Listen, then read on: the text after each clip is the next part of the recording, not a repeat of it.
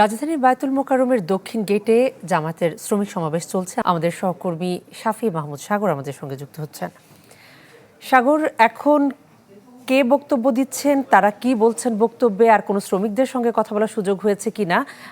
এই মে ডেতে আসলে তাদের দাবি দেওয়া বা তাদের চাওয়া কি? সঠিক কাজ করছে, বাংলাদেশের মানুষ সব সময় সঠিক রায় দিয়েছে। শ্রমিকদের জন্য করা এবং এই আন্তর্জাতিক শ্রমিক দিবসে বক্তারা যারা আছেন তারা মূলত বলছেন যে প্রতিবারই ক্ষমতায় যাওয়ার জন্য রাজনৈতিক দলগুলো শ্রমিকদেরকে ব্যবহার করে তারা আসলে ক্ষমতায় আসেন, কিন্তু ক্ষমতায় যাওয়ার পরে কখনোই আসলে শ্রমিকদের যে দাবি দেওয়া বা যে ন্যায্য অধিকারগুলো রয়েছে সেই অধিকারের ব্যাপারে আসলে সেই অধিকারগুলো প্রতিষ্ঠার জন্য রাজনৈতিক দলগুলোর তেমন কোনো একটা ভূমিকা তারা দেখতে পান না।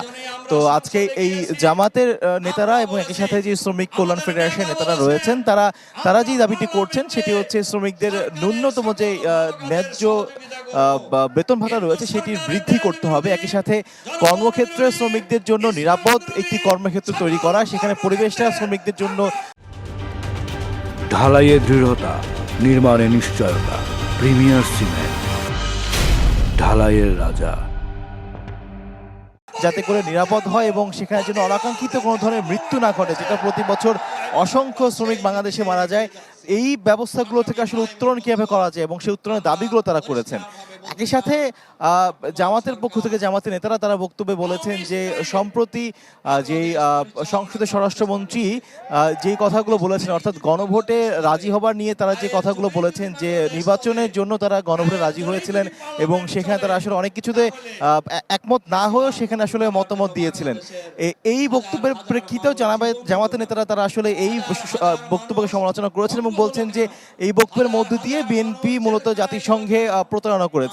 তো এই কিছুক্ষণ পরে জামাতের আমির বক্তব্য রাখবেন, সেখানে আমরা আরো কিছু জানতে পারবো। তো এই ছিল জামাতের আজকের শ্রমিক দিবসের যে সম্মেলন ছিল, সেই সম্মেলন থেকে সর্বশেষ। সাগর, আপনাকে ধন্যবাদ।